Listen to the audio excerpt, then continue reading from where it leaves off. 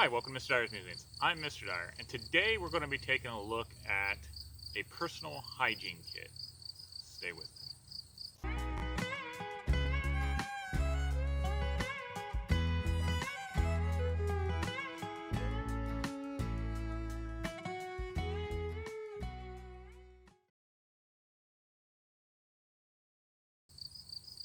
Hi, as always, I'd like to thank my wife and family for their unconditional support. I'd like to thank you guys, my viewers, my subscribers for making this channel possible.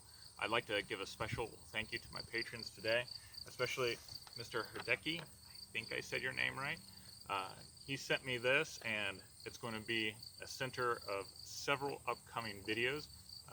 Don't know when, but I'm pretty excited. This has a lot of neat material in it that I can't wait to share with you guys, so I really appreciate it. And I've been getting some comments, private comments from people asking, best ways of supporting this channel. And honestly, just sharing the videos with your friends, people who like history, who like artifacts, antiques, camp crafts, Civil War, then that's definitely going to be the best way that you could possibly help my channel. We also have a patron page on Patreon, and you can give financially if you're capable of doing that, and it's always appreciated. What we're doing is we're collecting that money, and kind of plan on doing field trips with it. So there's lots of ways to help this channel grow and to help me. I appreciate your guys' support, I really do. Now before we start the video on hygiene kits, I made a mistake last week, and it's funny because I posted it on Sunday, I think it was, and later that day I was reading a Boy Scout manual, because that's what I do with some of my time, and I saw a primary source, a picture of how this pack was used when you use a blanket roll. Now, before I made that video, I went off of what people was telling me. I went off of drawings and some artwork that I had, but I didn't have any primary sources, any of the handbooks that specifically showed how to tie on a bedroll. So I just showed you what I knew at the time. I have another friend, a scouting friend here in Ohio, Mr. Tripp, who at summer camp this year, he gifted me this 1959 Boy Scout handbook. And I've mostly focused on the 1930s and before, so I honestly didn't think about looking at future ones to see how this pack would have been packed.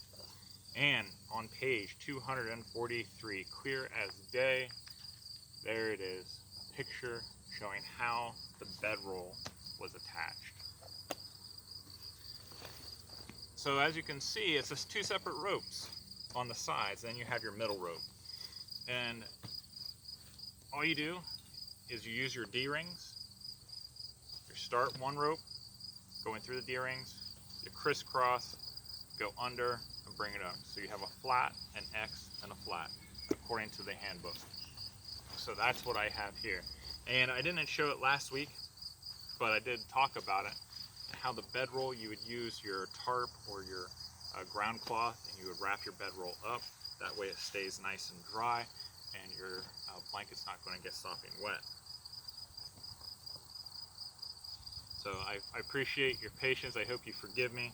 As a teacher, a social studies teacher especially, I always want to make sure that my sources are correct, and I provide the most accurate information that I can find. And having a primary source like that is pretty useful.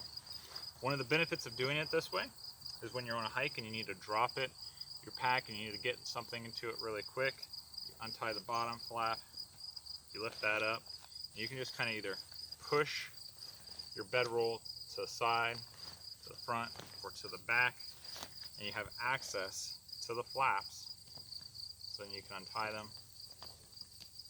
And really, it just, that makes some common sense. I don't know why I didn't think of that. I don't use this pack because it is too small for me and my frame.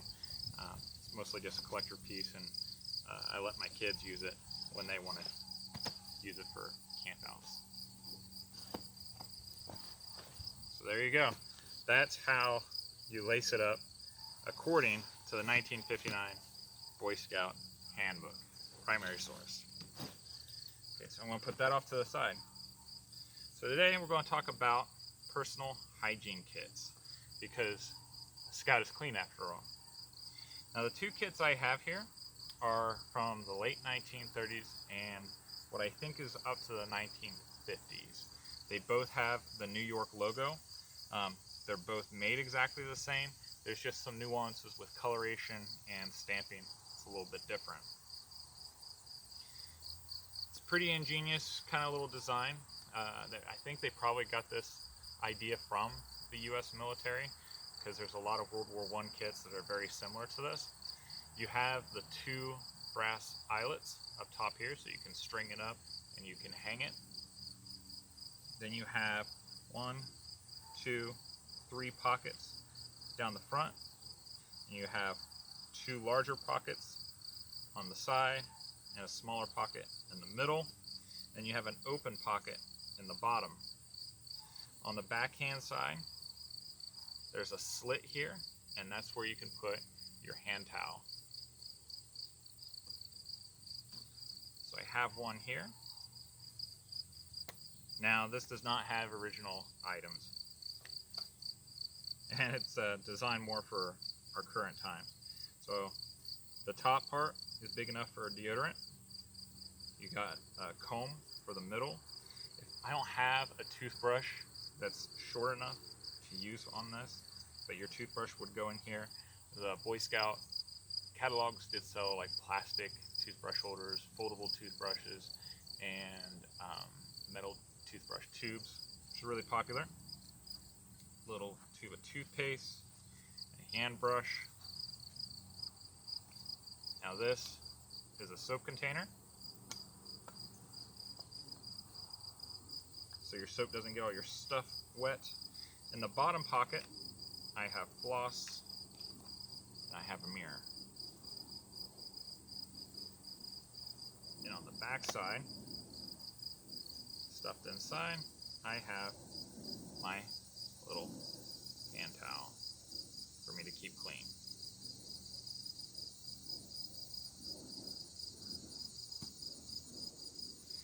So some of the differences in features. This one, I think, is actually older than this one. I'm not 100% sure. I think this one is older based off of the type of coloring. The stamp is rather big. It's about 1.5 inches. It does have a Scout's name that's stamped on here, which is a pretty neat little detail. It has metal eyelets on the top. Up here, you have brass eyelets, and the New York stamp logo is much smaller. That's, I think, actually under 1 inch slightly, maybe 3/4 of an inch. And if you look at the color tells you a lot when dating Boy Scout items, because it kind of mimics the trends of the US military at the time. The older ones tend to be more yellowish in color in the 1930s, and then after World War II, or during World War II, you see a transition to a more olive drab green. So this one is more of a green,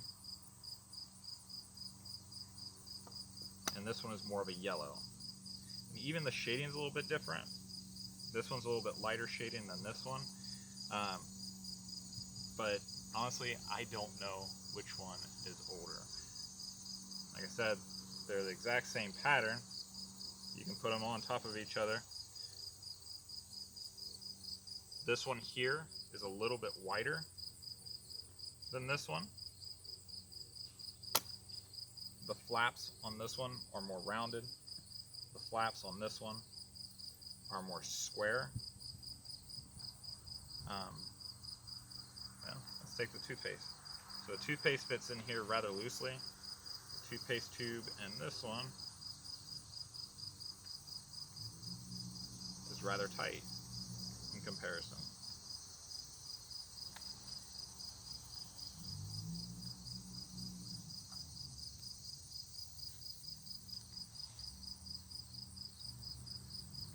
And if we use the soap dish and the brush as an example,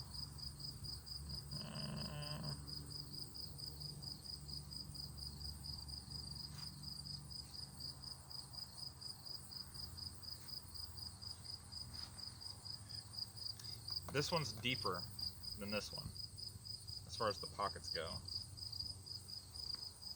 And let's see, what's the depth of this?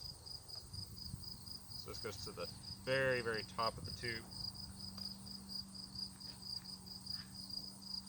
This one could swallow the tube, almost. So this is definitely smaller. This one's larger, and it's a pretty useful piece of kit. Whenever you go camping, you want to have some type of hygiene kit. During the American Civil War, you would usually keep your hygiene items in a poke sack like this, and we did a video on various poke sacks before. But having your necessities in one bag to keep them nice and organized and keep them waterproof is going to be pretty important. These obviously aren't waterproof.